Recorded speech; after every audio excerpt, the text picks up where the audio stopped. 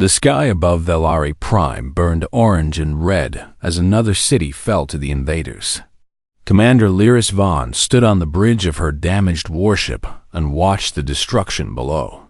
Her pale blue skin had turned almost gray from exhaustion.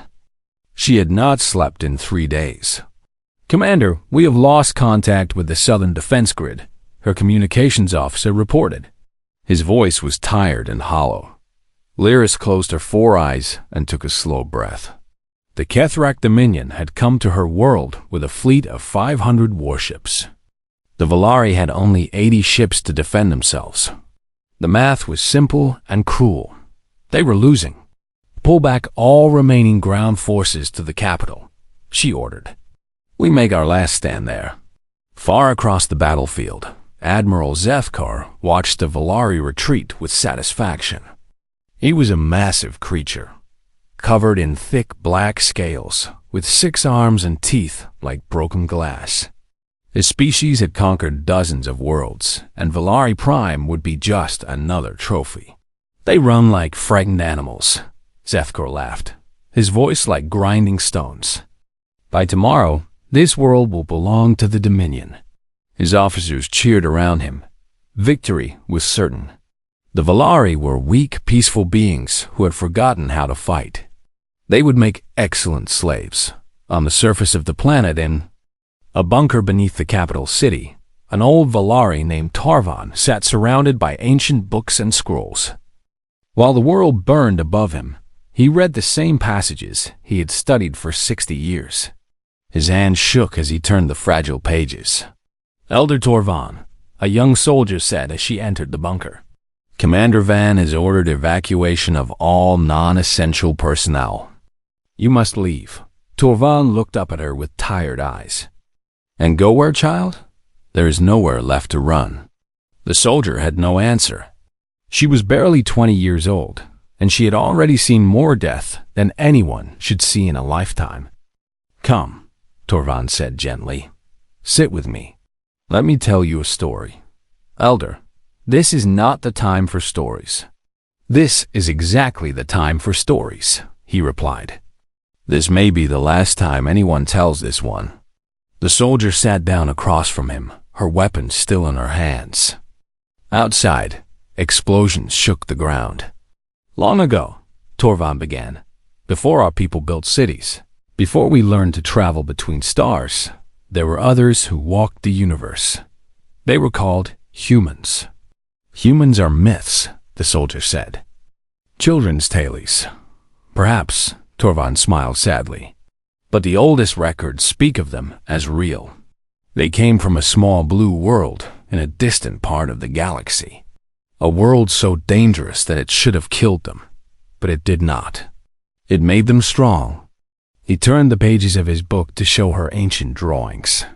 They showed strange creatures tall, with only 2 arms, 2 eyes, and soft skin in various shades of brown and pink. "They do not look strong," the soldier said. "No," Torvan agreed. "They looked weak. Many species made that mistake. The records say that humans were kind to those who showed them kindness. They shared their food, their medicine, their knowledge. But to those who threatened the innocent, they became something else entirely." "What did they become?" Torvan was quiet for a moment. "The ancient texts call them the wrath of gentle hearts. They say that a human would die to protect a stranger's child. They say that humans never forgot a friend and never forgave cruelty to the helpless." Another explosion shook the bunker. Dust fell from the ceiling. "What happened to them?" the soldier asked. "War," Torvan said. "Humans fought among themselves, as all species do. A great civil war that nearly destroyed them. They retreated from known space to rebuild. That was 3,000 years ago. Most believe they died out. I have spent my life believing otherwise." On the bridge of her warship, Commander Lyris Vaughn received a strange report from her last functioning sensor station. "Commander, before." The station went dark. They detected something unusual at the edge of the system. "What kind of something?" "Unknown ships. 12 of them. They are not Kethrak design. Lyris felt a spark of hope, then pushed it down. Hope was dangerous. Another enemy, most likely. Or scavengers waiting to pick our bones. The ships are not responding to any communication attempts. Then, we ignore them. We have enough problems. But the unknown ships did not ignore the battle. They moved through the system with strange smoothments that no Valari had ever seen before. They were massive, each one larger than the biggest Kethrak warship. Admiral Zethkar noticed them on his sensors and laughed. More victims. After we finish the Valari, we will take these newcomers as well. He sent a message to the unknown fleet. Surrender or be destroyed. The response came in a language no one recognized at first. Then the translation systems decoded it. The message was simple. This is Captain Jack Mercer of the human vessel Horizon's Edge. You're engaged in an unprovoked attack on a peaceful world. Stand down immediately and withdraw your forces. Zethkar stared at the message. Humans. The word meant nothing to him. He had never heard of such a species. What is a human? He asked his officers. None of them knew. It does not matter, Zethkar decided. They are fools who have walked into the wrong battle. Destroy them. In the bunker below the capital, Elder Torvan felt his communication device buzz with an intercepted transmission. He read the message 3 times. Then he began to weep. Elder?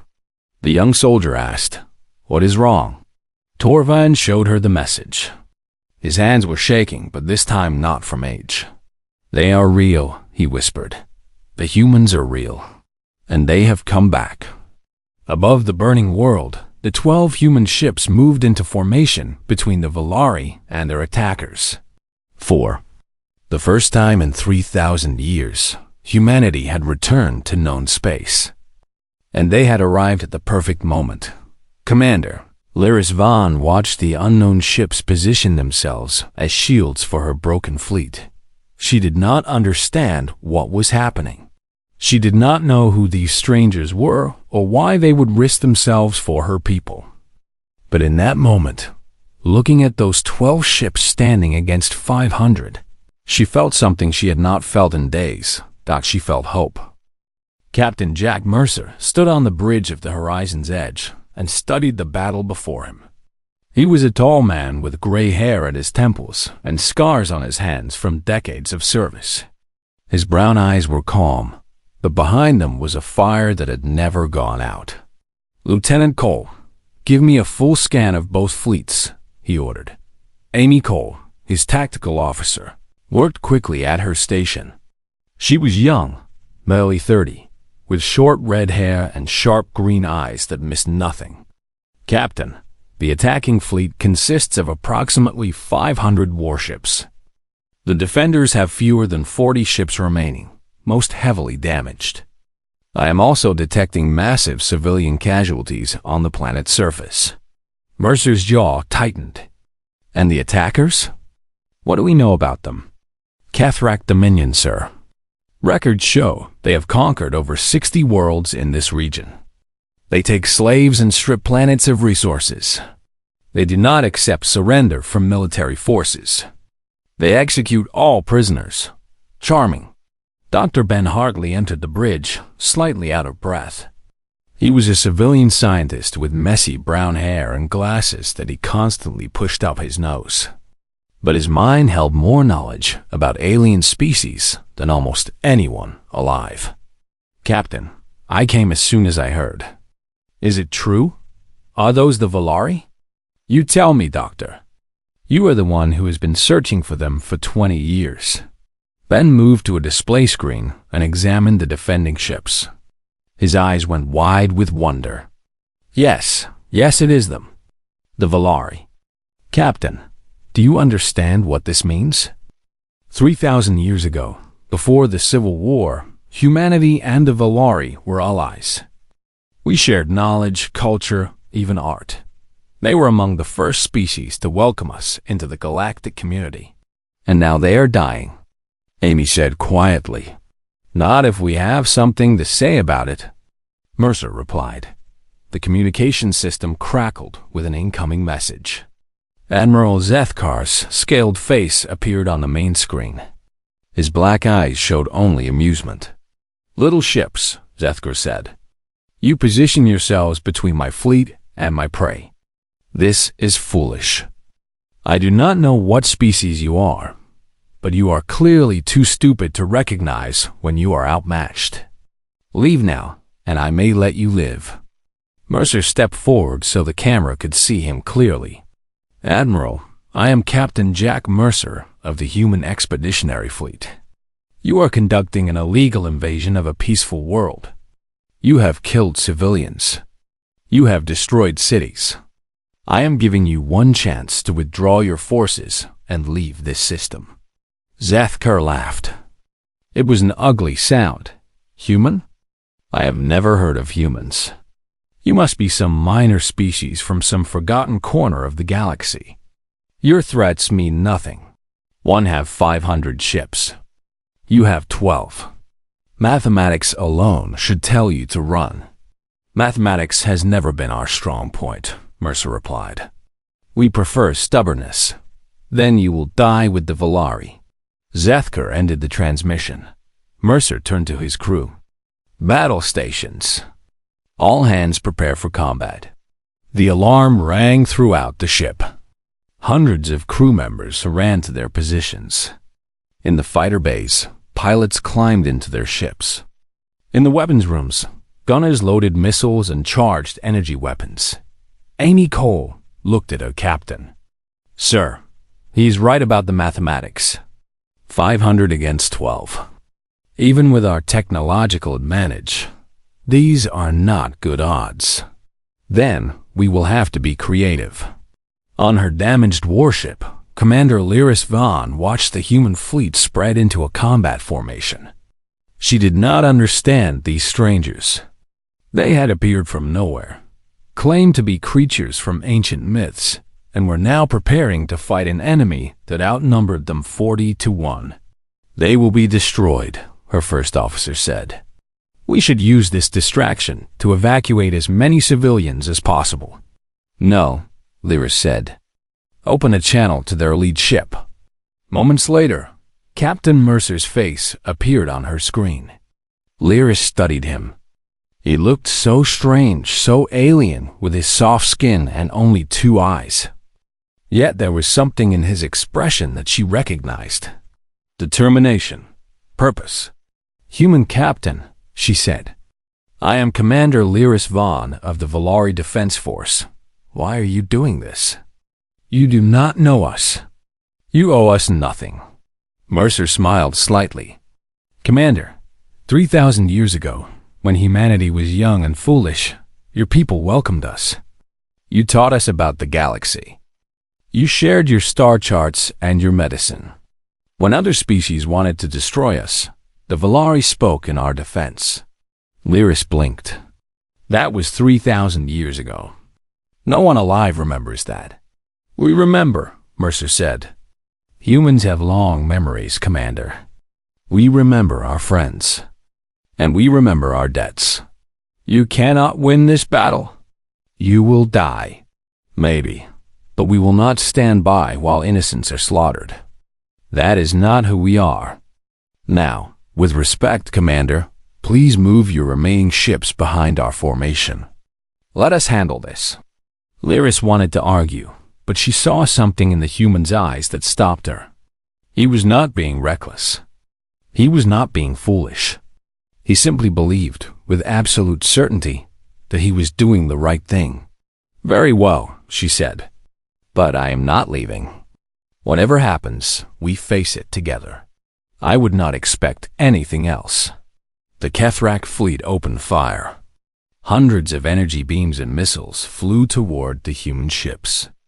On any normal day, against any normal enemy, this attack would have been overwhelming.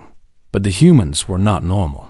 The Horizon's Edge and her sister ships activated defense systems that the Kethrak had never seen before. Energy shields flickered and absorbed the incoming fire. Point defense weapons shot down missiles with impossible accuracy. The human ships moved together like a single organism, each one supporting the others. Admiral Zethker watched in confusion as his first attack did almost nothing. Increase fire. All ships, maximum weapons. But the humans were already shooting back. Amy Cole had identified the Kethrak command structure within seconds. She knew which ships carried the officers, which ones held the ammunition, which ones were the weak points in the formation. Target their supply ships first, she ordered. Then their communication relays. Blind them and starve them. Human weapons were precise and devastating. Each shot hit exactly where it was aimed. Kethrak ships began to explode, one after another. Zethker stared at his displays in disbelief. This was impossible. 12 ships could not do this to his fleet, but they were doing it. Captain Mercer watched the battle unfold and felt no joy. War was never something to celebrate.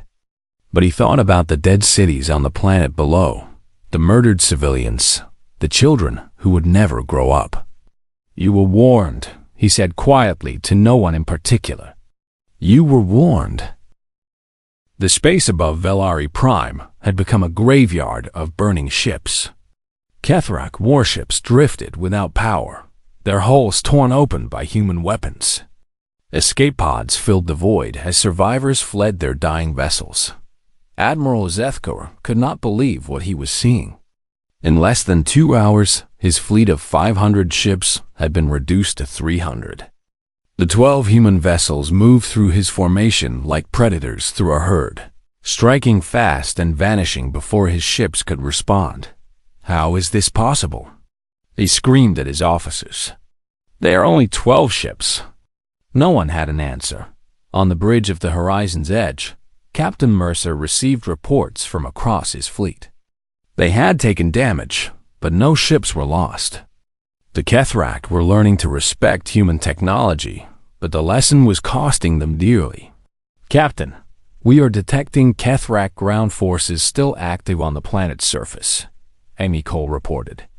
"They are concentrated around several population centers. Civilian casualties are owing." Mercer nodded grimly. "Contact Sergeant Reeves. Tell him it is time." Deep in the hangar bay of the horizon's edge, Sergeant Danny Reeves gathered his squad around him. He was a solid man with broad shoulders and a face that had seen too many battles.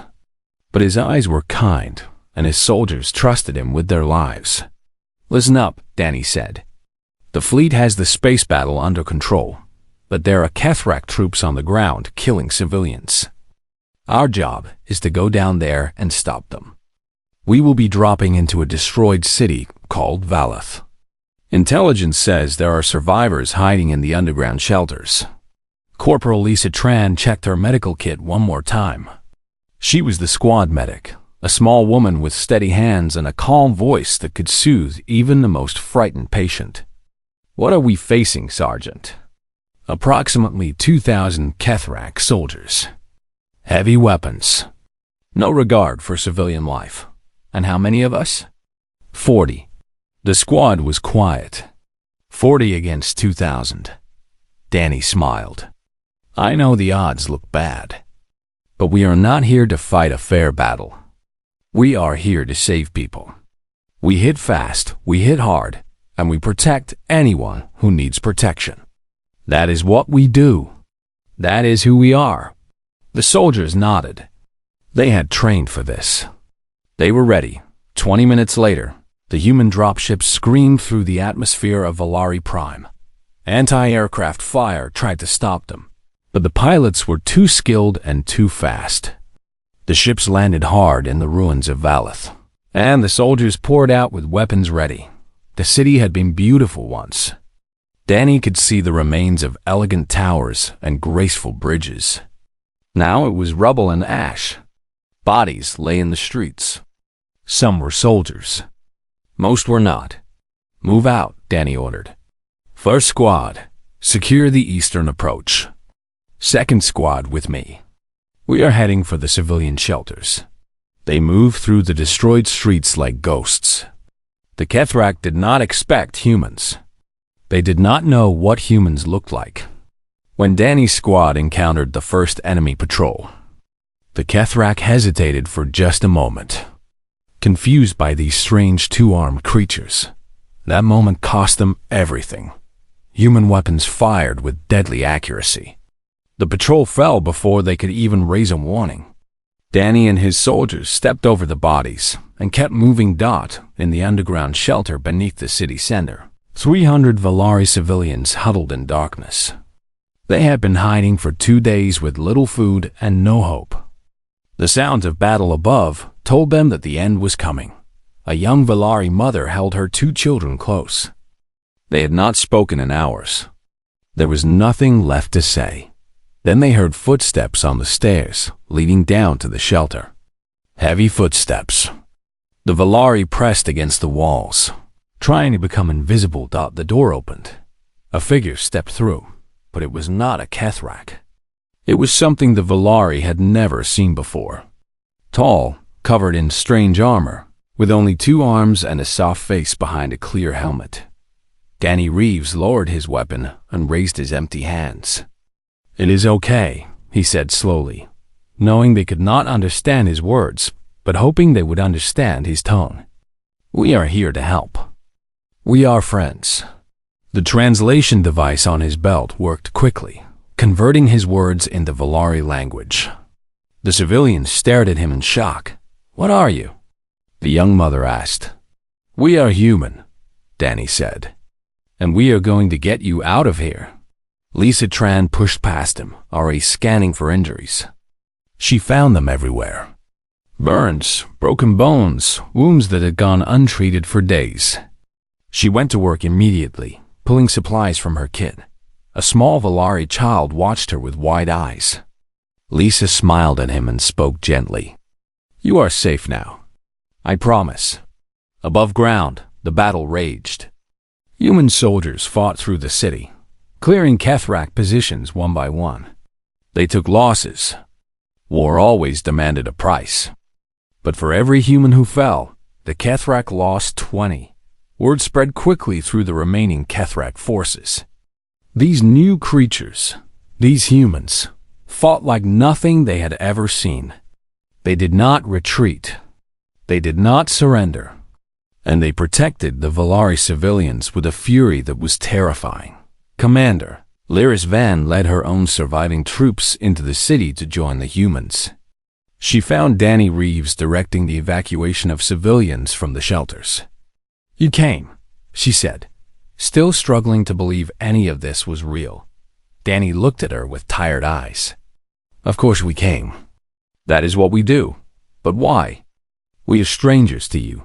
Danny thought for a moment. "My grandmother used to tell me a story when I was young. She said that the measure of a person is not how they treat their friends. It is how they treat strangers who need help." I believed her then. I believe her now. Lyris had no response.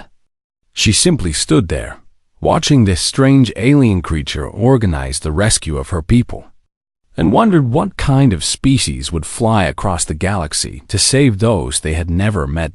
In orbit above, Admiral Zethkar watched his ground forces being destroyed. His fleet was in shambles. His invasion had become a disaster. He ordered a retreat.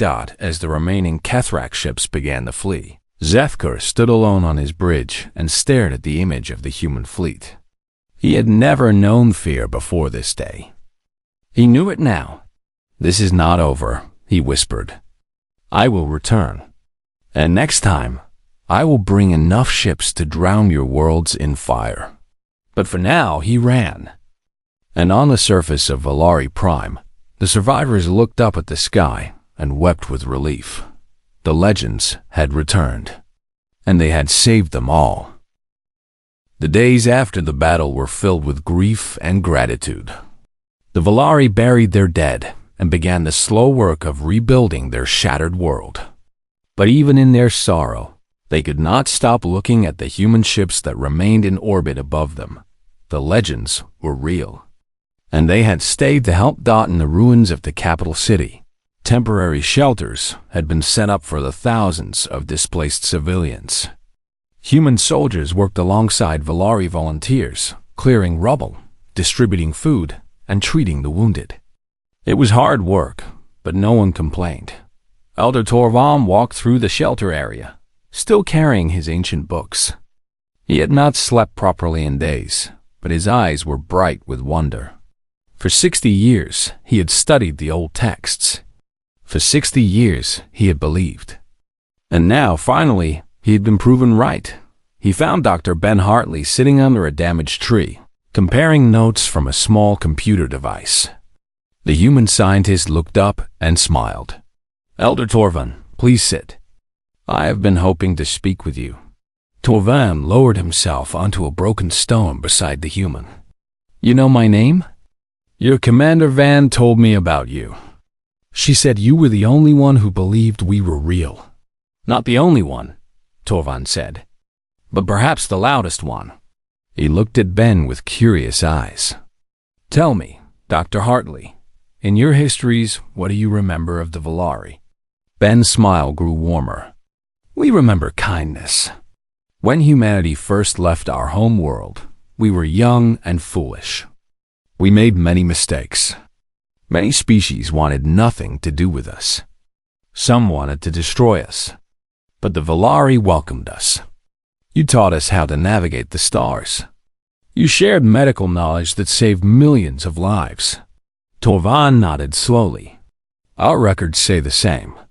We remember humans as strange beings who laughed easily and cried without shame. Beings who would share their last meal with a stranger. We wondered why you left. We thought perhaps we had done something wrong." "No," Ben said quietly. "We left because we were ashamed. The Civil War nearly destroyed us. We killed billions of our own kind over foolish disagreements. When it was over, we could not face the galaxy. We went home to heal and rebuild. It took us 3,000 years to find the courage to return. And why did you come back now?" Ben looked up at the sky. "Because we finally remembered who we wanted to be. Not conquerors. Not isolationists. But friends to those who need friends. Protectors of those who cannot protect themselves." On the bridge of the horizon's edge, Captain Mercer and Commander Lyris Vaughn stood together, looking at status reports. The Kethrak had retreated, but everyone knew this was not the end. "Your ships are impressive," Lyris said. "I have never seen technology like this." 3,000 years of development," Mercer replied. "When we retreated from the galaxy, we did not stop growing. We built. We learned. We prepared. We knew that someday we would return, and we wanted to be ready. Ready for what?" Mercer turned to face her. "Ready to do what we should have done long ago. The galaxy is full of species like the Kethrak. Bullies and tyrants who prey on the weak. Someone needs to stand against them. Why not us?" Lyris studied the human captain. He looked tired. He looked old. But there was steel in his spine that would not bend. "You speak as though this is a burden," she said. "It is a burden. But it is also a choice. We choose to carry it because we believe it is right." A communication officer interrupted them. "Captain, Commander, we have a priority message from long-range sensors." Both commanders moved to the main display. The information made Mercer's jaw tighten. "A Kethrak fleet is assembling at the edge of the system," the officer reported. "Early estimates suggest approximately 2,000 warships. They will arrive in 4 days. 2,000 ships. Against 12. Lyris felt her hope begin to fade. "Even your technology cannot defeat such numbers. We should evacuate. Save as many people as we can." "No," Mercer said firmly. "We are not leaving. This is madness. You will all die." Mercer turned to her with calm eyes. "Commander, I need to tell you something. When we left the galaxy 3,000 years ago, we made a promise to ourselves. We said that if we ever returned, we would never again abandon those who needed us. We would stand and fight, even when the odds were against us, even when victory seemed impossible. But why? Why would you promise such a thing? Because we know what it feels like to be alone and afraid. We know what it feels like when no one comes to help. We will not let others feel that way if we can prevent it. In the shelter below, Sergeant Danny Reeves sat with a group of Valari soldiers sharing a simple meal. They had been enemies of the Kethrak, but now they would be allies of the humans. Danny was teaching them human combat techniques, drawing diagrams in the dirt. The key is movement, he explained. Never stay in one place. Hit and run. Make them chase shadows. The Valari soldiers listened carefully. They had seen what human tactics could do. They wanted to learn. A small Valari child approached Lisa Tran, who was treating patients nearby. The child held something in her hands.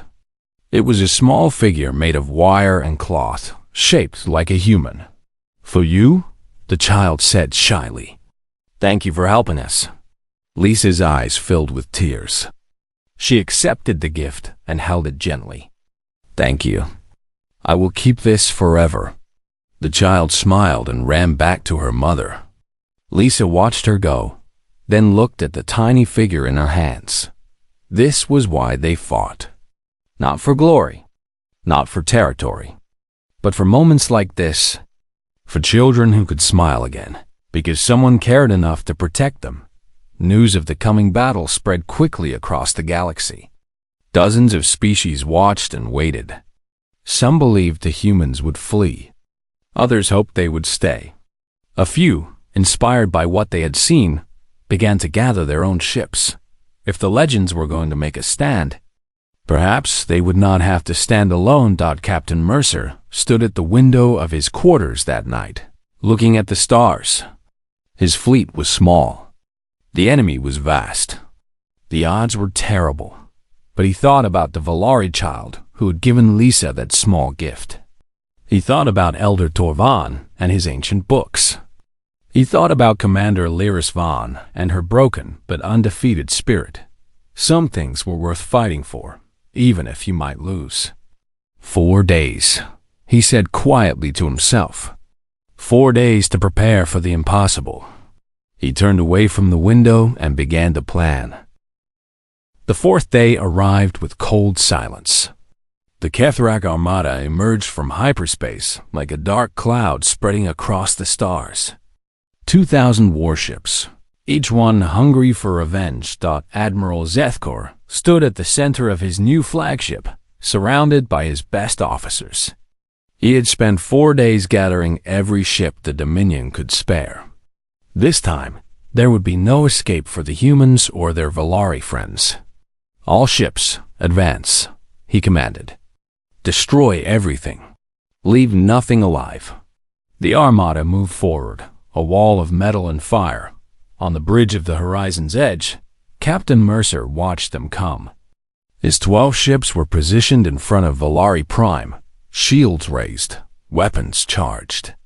Beside them, the remaining 40 Valari warships had taken position. It was not enough. It would never be enough. But they were not alone. Captain, Amy Cole reported, her voice steady but tight. Multiple hyperspace signatures detected behind us. Mercer turned. Reinforcements? The answer came as ships began appearing in waves. First came the Turani, a peaceful species who had suffered under Kethrak raids for decades. They brought 30 ships. Then came the Velox, former subjects of the Dominion who had escaped and rebuilt. 50 ships. Then the Kreth, the Malori, the Gen, species after species. Each one bringing what ships they could spare. By the time the last vessel arrived, 200 ships had joined the human fleet. Commander Lyris Vaughn stared at the display in disbelief. How? Why would they come? Mercer smiled. I sent a message 4 days ago. I told them what we were doing and why. I asked if anyone wanted to join us. And they came. Just like that. They came because they were tired of being afraid. They came because someone finally showed them it was possible to fight back. The United Fleet formed a defensive line around Valari Prime, 200 ships against 2,000. The odds were still terrible, but they were better than before. And more importantly, they were fighting together. Mercer opened a channel that would broadcast to every ship in the system, both friend and enemy. This is Captain Jack Mercer of the human fleet. To our allies, thank you for standing with us today. We did not ask you to die for us. We only asked you to fight for something worth fighting for. To Admiral Zethkor and the Kethrak Dominion, this is your final warning. Turn back now, or face the consequences.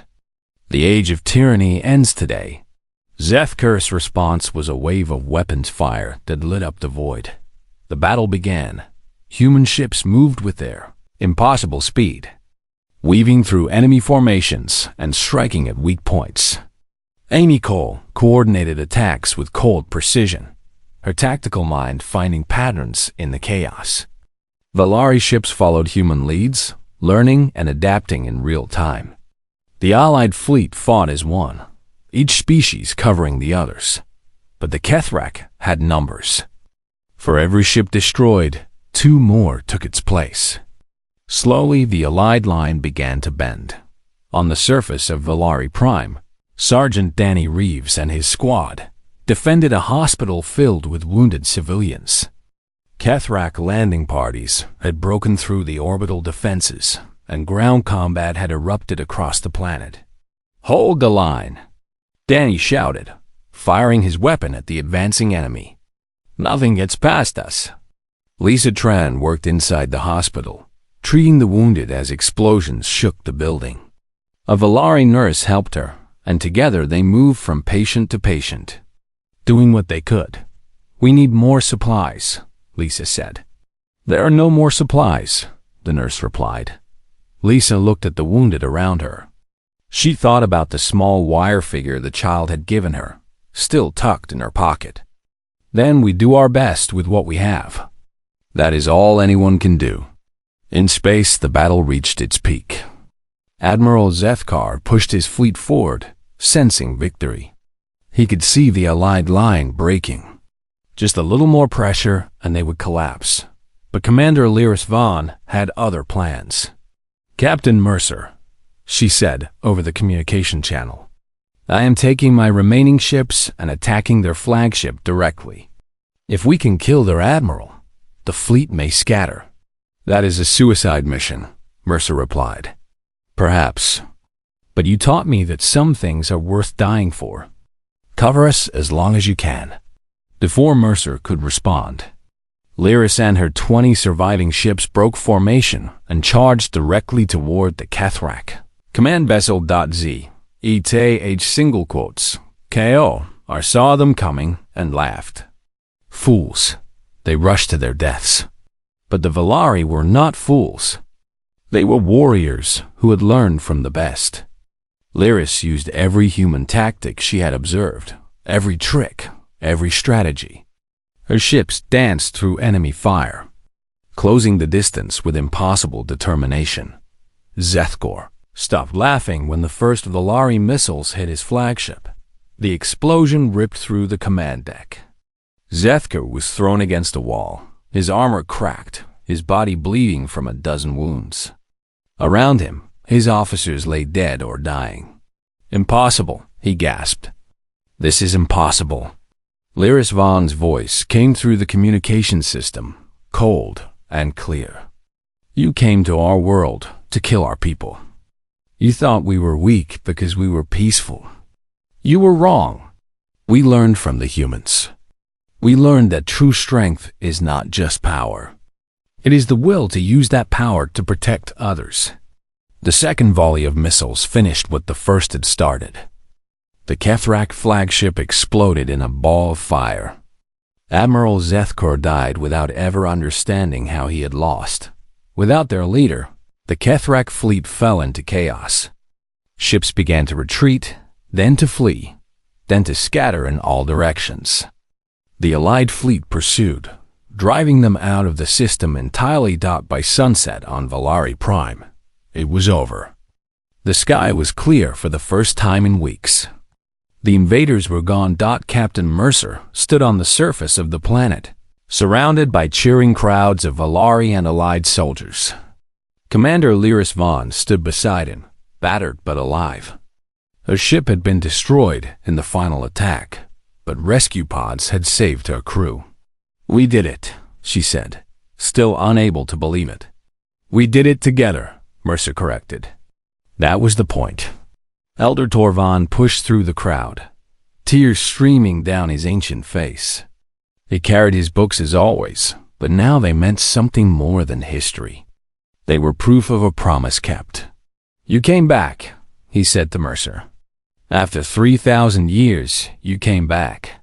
"We never really left," Mercer replied. "We just lost our way for a while. We found it again." In the days that followed, the allied species formed a new council. Humans, Valari, and dozens of other races came together to build something that had never existed before. Not an empire, not a dominion, a partnership of equals, dedicated to protecting each other and standing against tyranny. Elder Torvan wrote new histories, not of ancient legends, but of living friends. He wrote about humans who crossed the stars to save strangers. He wrote about courage and sacrifice and hope. And in schools across Valari Prime, children learned a new lesson. They learned that legends are not just stories from the past. Sometimes, when the darkness seems endless and all hope is lost, legends return to light the way forward. Captain Mercer looked up at the stars one final night before his fleet departed. He thought about all the battles still to come, all the challenges waiting in the unknown. The galaxy was vast and full of danger, but humanity was back. And this time, they were not alone.